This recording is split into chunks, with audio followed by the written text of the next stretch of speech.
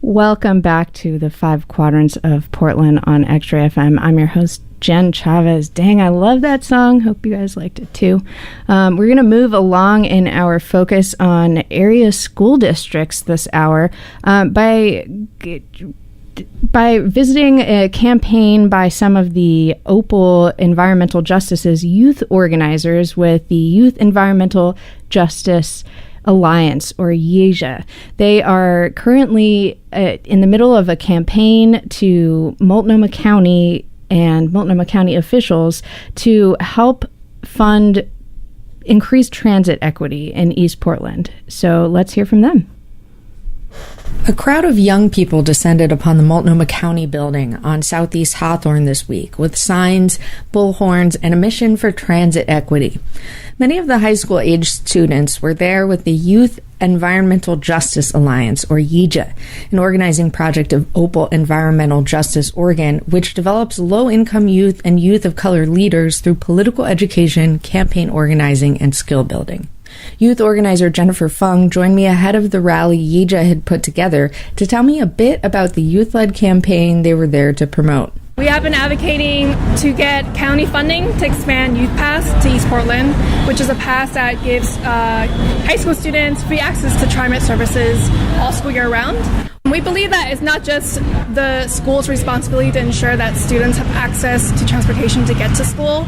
We know that there's a Bill of Rights for Children and Youth where Multnomah County and all the city adopted to ensure that students have quality education and resources to succeed.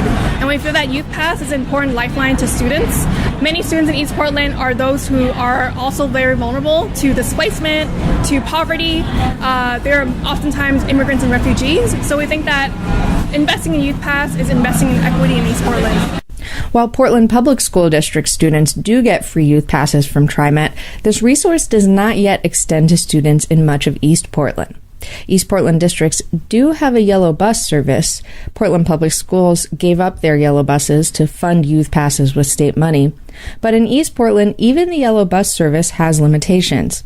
In April, YEJA shared the fruits of months of their labor, the Youth Pass to the Future report.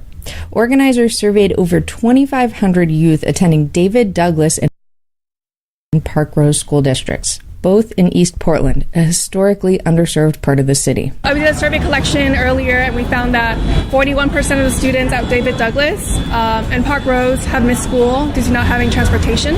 Since the launch of their campaign in November, OPAL and YEJA have called upon Multnomah County to put in money to help fund youth passes for students in East Portland.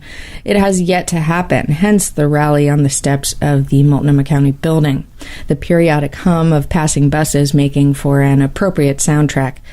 Many of the students who spoke focused on impact on school attendance, telling stories of times when, like the 41% of students surveyed that Jennifer mentioned, they missed part of or all of their school day because they just couldn't get there.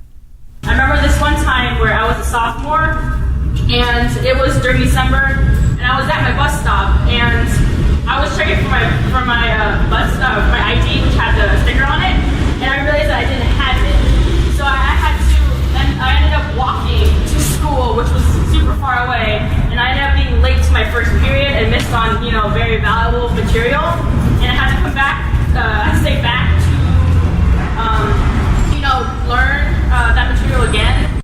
Another student with YEJA, Tommy, spoke with me and told me about a similar experience in more detail. So there was a point during my freshman year where I woke up late, and as soon as I rushed my things to get ready, and as soon as I rushed out of the door, the bus had already passed by.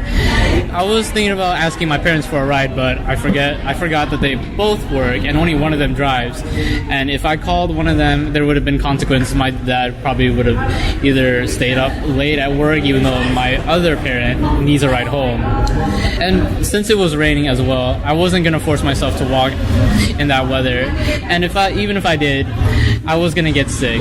And walking for an hour and a half just to get to school in cold weather wasn't a good idea. So I had no other option to stay home, and I had no money to afford a day pass to get to school. He continued to the crowd. If I had an affordable and flexible way of transportation to school, like YouthPass, I wouldn't have had to miss school that day. And when students like me miss school, it's harder for me to attend classes and graduate on time. If our schools and government decision makers truly care about improving student attendance, then they would invest and prioritize YouthPass program. YouthPass can prevent what happened to me and other students. Not to mention there are many students who live in areas that are out of the district where yellow school buses aren't available for them. And another student reiterated the limitations of the yellow school bus service. For example, for students interested in doing after-school classes or activities, which end long after yellow buses stop running. Even though decision makers say that schools with yellow school buses don't need YouthPass, we all know that's not true. Many students are currently paying out of their own pockets just to get to school. The yellow school bus doesn't serve all students. She hits on another major point that students brought attention to. The fact that when the yellow school bus fails, the money for transportation comes out of pocket. Given the high number of low-income students in East Portland, where many lower-income residents have been displaced by skyrocketing rents in the inner city, this is a pressing issue. More students shared concerns with shouldering the cost of getting themselves to school. My sister and I actually have an older brother who attended David Douglas High School, and for his first year and a half, he had to pay to take TriMet to and from school every day because we lived in an area that didn't have the yellow school bus. And that meant he had to spend $30 up to $50 a month. Do you think that's fair? No. Students and families shouldn't have to worry about money when it comes to education. One student from the youth-led social justice group Momentum Alliance read a message from one of their members' parents with a similar message. I would love for my kids to become more independent and be able to learn how to navigate the city. Having a bus pass would open up so many more possibilities for them. The possibility to pursue their passions, to build connections and community with other people in the city, and even the possibility of getting a job. I have 2 kids, and as a single parent, the cost of a youth pass for them would be $672. That's a lot of money for us, and we would have to give up some other things for that. When left with few options, no yellow bus, so pay up or miss school, sometimes students hop on public transportation anyway, just to get there. Beyond that, people make mistakes. Maybe your ticket expired. Maybe you forgot your student ID. The financial consequences of a fine from a TriMet fare inspector are even more daunting for youth. So the other day, she got on the max with an expired ticket, and she didn't even realize it. And she was gonna get off, and when she did realize, she was gonna get up. She got off at the next stop, and she was gonna go buy another one. But what happened was a TriMet inspector went up to her and asked to see her ticket, and what she told them was that it expired, but she got off to go buy a new one. But because it was expired, he fined her $175, and for a high school student, that's a lot of money. And because she couldn't afford it, she got fined another $25, adding up to $200. Everyone raise your fist if you think what happened to Aubrey is wrong. Students shouldn't have to fear riding public transit to get to school or home. Students shouldn't be fined because they can't afford the fares. I know I couldn't possibly afford to pay $175 for fine. What happened to Aubrey can happen to all of us. There are always going to be times where you just don't have enough money or somehow have an expired ticket and didn't even know. We face the choice of being risked. We face the choice of risking to be fined because TriMet sometimes is the only way for us to get anywhere.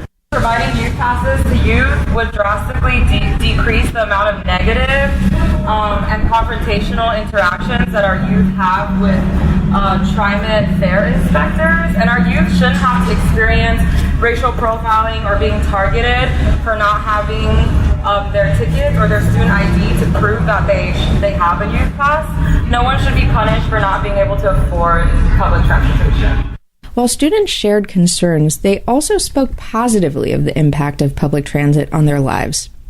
Big picture, in keeping with OPAL's mission, expanding public transit is part of environmental justice and reducing emissions from automobile travel. But access to transit improves student lives individually as well, and groups like YEJA or Momentum Alliance do what they can to secure grants to fund youth passes for some of their members. I was really fortunate to be able to find OPAL, Environmental Justice, and Momentum Alliance that provided me with resources to get to school and to get involved in my my community, because we all know how important it is to get involved, right? Like, we're right here in front of the Multnomah County building, because we know that showing up changes a lot of things, and like our voice needs to be heard. And in order to do that, how many of you all came with the bus today? Right? That's a lot of us. Like, we use it for like positive things. So I was fortunate enough that OPAL and Momentum Lines provided me with the bus pass, and I go to a lot of meetings and I hear everyone say, I want you to be civically engaged. And I think they don't realize that in order for young people to be engaged is to provide a bus pass. Providing bus passes will require a financial commitment from Multnomah County. Funding for youth passes is typically split into thirds: the school district, TriMet, and the city, or in this case, county government.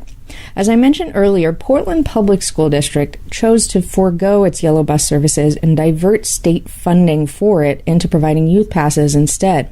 But David Douglas and Park Rose districts want to retain their yellow bus service too. A David Douglas administrator recently told OPB they want to continue to provide multiple ways for kids to get to and from school.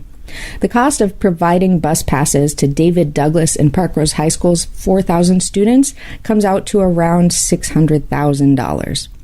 And from what the students said this week, it seems like the county is the funding third being waited on at the moment. Since we launched this campaign last November 2015, we have secured support from the David Douglas and Park Rose school districts. We have also heard from TriMet that they will pay towards the Youth Pass expansion. We have presented and spoke our stories in front of the county and city officials. The county commissioners said they are concerned that funding Youth Pass for one time only will not be sustainable. We share the exact same concerns. That's why we will be continuing to fight for permanent Youth Pass funding. We look forward to working with the county commissioners to get Youth Pass into their next budget cycle. We believe the county needs to do more than just verbally support, but actually help fund this program. This rally is not the end. We will continue to organize and fight until we win, until East Portland students have the exact same rights to opportunity as other students in Portland. And we won't stop till the decision makers prioritize this problem. During the rally, a small delegation from YEJA went inside to meet with Deborah Kafori's sister. Ms. Kafori was unavailable at the time, and continue putting pressure on the county to fund youth passes for East Portland students. The report back echoed some of the reservations the student organizer we just heard from talked about, at least for now. So for the first two asked, she said it's likely to be a yes, and for the third one, she said they're quite hesitant on it. So hopefully we'll get some answers from them. But Tommy from YEJA has high hopes for what can happen from here. What's your reaction to what you heard about what happened today? Well, I feel it's really positive, and it gives all of us a positive future towards where Youth Pass can lead to, and hopefully it'll be advocated towards most of the students at the high schools that need it. Thanks to everyone from OPAL and its Youth Environmental Justice Alliance. More information can be found at opalpdx.org. Spread the word, spread the truth. Youth Pass for all our youth. Spread the word, spread the truth. Youth Pass for all our youth. Spread the word, spread the truth. Youth Pass for all our youth. Coming up next